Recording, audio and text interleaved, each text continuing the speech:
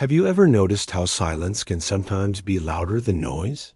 You wake up, the house feels still, no phone ringing, no footsteps in the hallway, and you start to wonder, when did life get this quiet? It's a strange thing. After 70, it's not always the aches in your knees or the wrinkles in the mirror that bother you most. Sometimes it's the empty chair across the table, the quiet evenings, or the fact that the TV has become your main conversation partner. And let's be honest, the TV never asks how your day was. Loneliness at this age can creep in slowly. Maybe your spouse has passed, your children have their own busy lives, friends move away, or face health challenges. One day you realize you haven't had a truly deep conversation in weeks. You may be surrounded by people, at the grocery store, at the doctor's office, but still feel alone. It's like standing in the middle of a crowded train station where no one is looking your way. You wave, and no one waves back. But here's the thing. Loneliness is not a life sentence. You can fight it, and you can win. And you don't need to be a social butterfly or suddenly take salsa dancing classes, unless you want to, in which case, I'd love to see that. Today, let's talk about real, practical ways to rebuild connection after 70.1. Start small, really small. When you feel lonely, it's tempting to think you need to make big changes right away. Join a dozen clubs, volunteer 3 days a week, or start calling every number in your phone. But that's exhausting. Instead, start with one small, daily human interaction. It could be greeting the same cashier at your local store, chatting with your neighbor while you water the garden, or even talking to the person walking their dog past your house. If you're thinking, that's not much, you'd be surprised. These little interactions act like stepping stones, making the bigger connections easier later. Think about it like stretching before you exercise. You wouldn't run a marathon without warming up, right? Well, your social muscles need warming up too. 2. Reconnect with your past network. Sometimes the people we've lost touch with are the easiest ones to bring back into our lives. Old school friends, former coworkers, even a cousin you haven't called in years. They're often just as happy to hear from you as you are to hear from them. I know a man named George who, after his wife passed, felt completely isolated. One afternoon, he decided to write a letter. Yes, a handwritten letter to a friend he hadn't seen in 40 years. 3 weeks later, he got a reply and a phone call. Today, they speak every Sunday, and George swears it's the highlight of his week. You might be thinking, but what if they don't remember me? Then you have the perfect excuse to tell stories and fill in the gaps. Relationships are like old books. You can open them again at any time. 3. Find purpose beyond yourself. Here's a truth people don't like to talk about. Loneliness isn't just about missing people. It's about missing purpose. When you don't feel needed, the days start blending together. One of the quickest cures? Find a way to contribute to something bigger than yourself. That could mean mentoring a young person, volunteering at a library, helping at a food pantry, or simply offering to read to children at a local school. I knew a woman named Clara who started helping out at an animal shelter twice a week. She said, "Those dogs don't care if I'm 75, and they never interrupt when I talk." Now, not only is she surrounded by wagging tails, but she's met 3 close friends, other volunteers, who she now has dinner with once a month. What about you? Have you ever done something for someone else and felt your mood instantly lift? Comment and share your story. 4. Challenge the "I'm too old" myth. Sometimes, loneliness isn't about not having opportunities. It's about believing you're too old to take them. I can't join that class.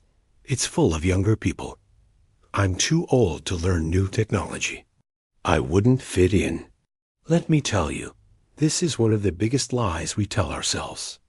You're never too old to try something new, to learn, to laugh with strangers who can become friends. In fact, older people often bring more interesting stories, patience, and humor to the table than anyone else. Take Marjorie, who at 78 signed up for a beginner's painting class. She was nervous at first, but by the third week, she was bringing in homemade cookies for everyone. Now, 2 years later, she has a regular painting group and a fridge covered in their creations. She says she went for the art, but stayed for the people. 5. Embrace the digital world just a little. I know what some of you are thinking.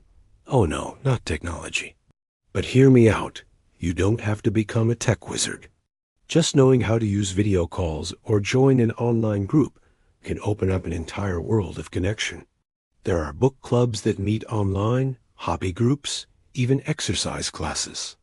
And if you're worried about the learning curve, ask a grandchild or neighbor to show you the basics. They'll probably be thrilled to help, and maybe you can bribe them with cookies. Plus, technology lets you bridge distances. Your best friend could live 3 states away, but you can still see their face and hear their laugh in real time.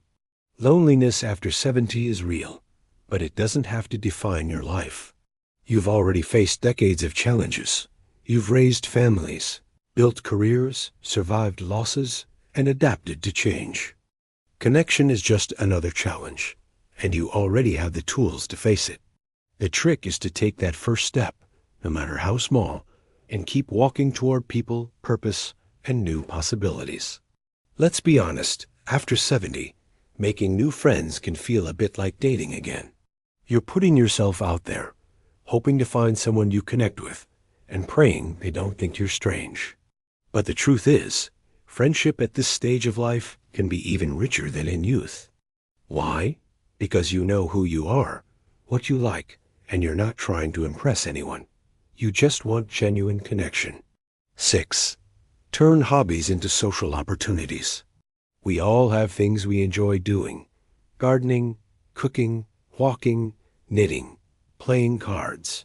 The secret is to take something you already like and share it with others. If you love gardening, join a local gardening club or invite a neighbor to exchange seeds. If you like walking, join a senior walking group. If you enjoy cooking, host a small potluck. It doesn't need to be fancy. Trust me, people don't care if the dessert comes from a box as long as it's served with good conversation. I once met a retired carpenter named Bill who started a fix-it club in his garage.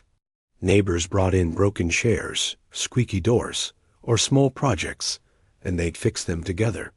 What started as a practical idea turned into a weekly hangout with coffee, donuts, and lots of laughter. What about you? What's something you love doing that you could share with someone else? 7. Step outside your comfort zone, literally. We humans are creatures of habit. We go to the same stores, walk the same streets, talk to the same people, if we talk at all. But sometimes, the quickest way to break loneliness is to break routine. Try visiting a new cafe, sitting on a different bench in the park, or attending an event you've never tried before. Many communities have free concerts, lectures, or senior center activities. Even if you only talk to one person, that's progress. Remember, meeting new people is like fishing. You won't catch something every time, but you have to throw your line in the water if you want a chance. 8. Let people know you're open to connection. This might sound obvious, but many people simply don't know you're looking for company. Sometimes they assume you're busy, or they don't want to bother you. Be the one to say, "I'd love to join you for lunch sometime," or "Give me a call if you're going to the market. I'll ride along." The more you invite yourself into small moments, the more people will think to include you in big ones. There's a man I know, Peter, who moved into a retirement community and realized no one came to knock on his door. After a week, he decided to sit in the common lounge with a crossword puzzle. People started stopping by to ask him for answers, and before he knew it, he was the unofficial crossword coach of the building. All it took was showing up. 9. Heal old wounds. Sometimes, loneliness is partly our own doing, because of grudges, misunderstandings, or pride. There might be a sibling you haven't spoken to in years, an old friend you fell out with, or a neighbor you once argued with over a fence. At 70 and beyond, time is too precious to waste holding on to anger. You don't have to agree on everything, but you can agree to let the past be the past. Even if the relationship doesn't fully return, the act of reaching out can bring you peace and sometimes, surprisingly, a new start. I remember a woman named Doris who hadn't spoken to her sister in 15 years. One day, she mailed a simple card that said, "I miss you. Let's talk."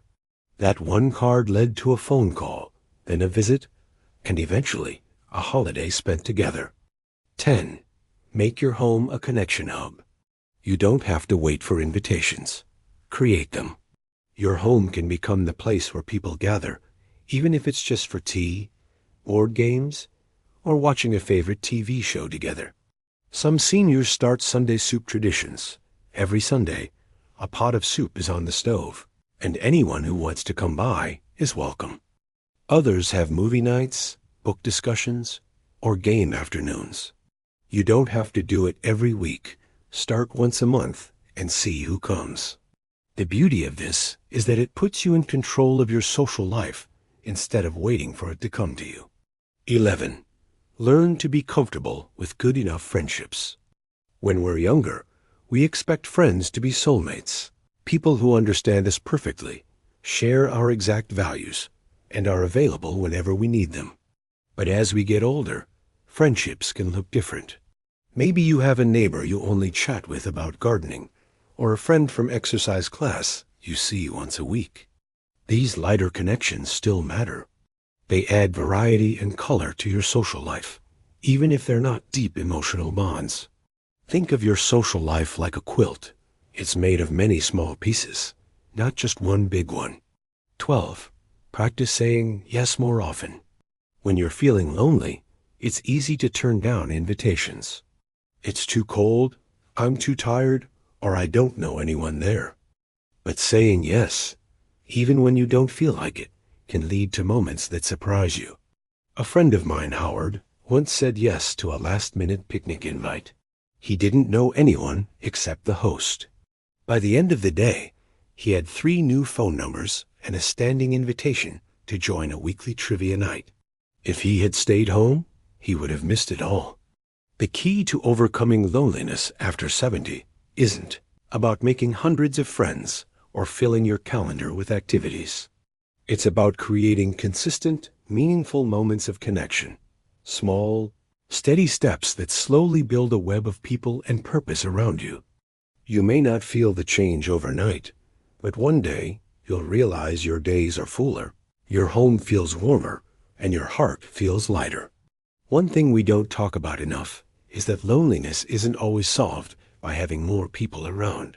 Sometimes it's about changing the way we experience being alone. You can be surrounded by a crowd and still feel lonely, or you can be by yourself and feel peaceful, content, even joyful. The difference comes from what's happening in your mind and heart. 13. Shift your mindset about solitude. Many people confuse being alone with being lonely. They are not the same. Being alone is a fact. Loneliness is a feeling. The first step is to stop thinking of alone time as a punishment and start seeing it as an opportunity. Some of the most peaceful moments in life can come when the world is quiet, reading a good book, listening to your favorite music, watching the sunrise with a hot cup of coffee. When you think, "I'm alone," try replacing it with, "I have space to do what I want." It's a small change, but it matters. 14. Create daily rituals you look forward to. One way to fight loneliness is to make sure every day has at least one bright spot, a small, reliable ritual that gives you joy. It could be a mid-morning walk, an afternoon tea, calling a friend at a set time, or spending 20 minutes on a hobby you love. Think of it like planting little happy anchors throughout your week. Even if nothing else is happening, you know that special moment is coming. I knew a man named Sam who started baking bread every Friday afternoon. The smell filled his home. Neighbors would drop by for a slice, and it became the highlight of his week. Sometimes connection starts with something as simple as a loaf of bread. 15. Keep learning and challenging your brain. Loneliness often feels worse when your days feel empty and your mind has nothing to chew on. The cure? Give your brain something new to learn. This doesn't mean you have to enroll in college, unless you want to. You can learn a language, try a new recipe, take a short online course, or learn a musical instrument. There's a woman I know, Edith, who at 82 decided to learn Spanish using a free app. She started practicing 5 minutes a day, and now she can chat with her neighbors in their native language. Not only did she learn something new, she also built stronger relationships. 16. Take care of your physical health. It may not seem obvious, but your physical health and loneliness are linked. When you feel tired, in pain, or unwell, you're less likely to go out, meet people, or try new things, which increases isolation. Regular exercise, balanced meals, and enough sleep can boost your energy and mood, making it easier to engage with the world. Even simple movement, stretching, walking, gentle yoga, can release endorphins, those feel-good chemicals that help fight sadness. And if you join a group activity like chair yoga or water aerobics, you get the social benefit too. 17. Laugh often on purpose. You've heard the saying, laughter is the best medicine. Well, it's true. Laughing lowers stress, improves mood, and even helps your immune system. And no, you don't have to wait for something funny to happen. Watch a classic comedy, read humorous books, or share old stories with friends that make you both chuckle. You might even keep a funny folder of jokes, photos, or videos that always make you smile. Have you ever noticed how laughter with another person makes you feel closer to them instantly? That's because it creates a shared moment of joy, and those moments help dissolve loneliness. 18. Be the first to give kindness. One of the most powerful ways to fight loneliness is to be the one who reaches out first, not because you're desperate for company, but because kindness always circles back. Write a thank you note, bake cookies for a neighbor, compliment a stranger. Acts of kindness make you feel more connected to the world, even if they're small. A retired teacher I know, Linda, started leaving short "Have a good day" notes in her neighbors' mailboxes. Now, people she never spoke to before greet her by name. 19. Have something to care for. Humans are wired to nurture. Having something or someone to care for gives us purpose. It could be a pet, plants, or even sourdough starter if you're into baking. Pets, especially, can be wonderful companions. They don't judge, they're always happy to see you, and they force you into routines that keep you active. If a pet isn't possible, you can volunteer to walk dogs at a shelter or foster an animal short-term. One widower told me, after my wife passed, my cat kept me alive, literally. I had to get up every morning to feed her, and that kept me going. 20. Plan things to look forward to. Anticipation can be as powerful as the event itself. Plan something, even small, for next week or next month. It could be meeting a friend, visiting a new place, trying a new cafe, or starting a small project. Having something on the calendar reminds you that life is still unfolding, still offering new moments to experience. 21. Know when to seek help. Sometimes loneliness is more than just a passing feeling. It can be a sign of depression or other mental health challenges. If you've been feeling hopeless, uninterested in things you once enjoyed, or isolated for long periods, talking to a professional can help. There's no shame in it. Think of it like seeing a doctor for a broken bone. Your mental health deserves care just as much as your physical health. Loneliness after 70 is not a problem you have to just live with. You've lived through decades of change, joy, loss, and growth.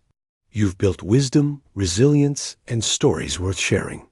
The connections you want are out there, sometimes in unexpected places, sometimes waiting for you to make the first move. So take the small steps. Wave to the neighbor. Call that old friend.